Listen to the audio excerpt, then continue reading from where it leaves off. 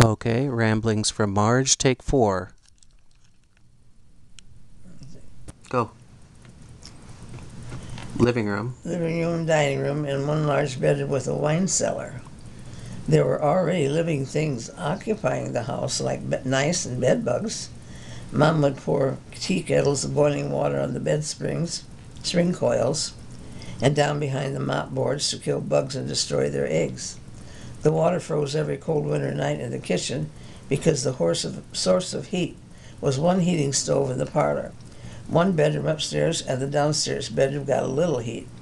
The stovepipe going to the chimney gave off heat for the room upstairs. There's one room got a little heat upstairs.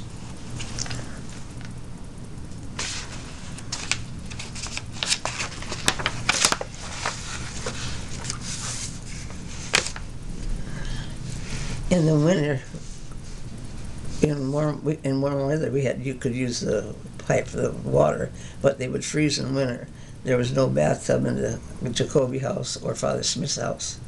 We got surplus food from the government for years. I remember grapefruit juice and lots of corn, meal, and beans. For a few years, we got fresh fruit, big apples and oranges. What a treat. There was flour for bread, too, and we had no car, so we kids took turns hauling surplus food in a little red wagon. Many of our meals were cornbread with coffee poured over it, or baking powder, biscuits, and coffee. We used canned milk and a little sugar in the coffee. Even Beatty's got this.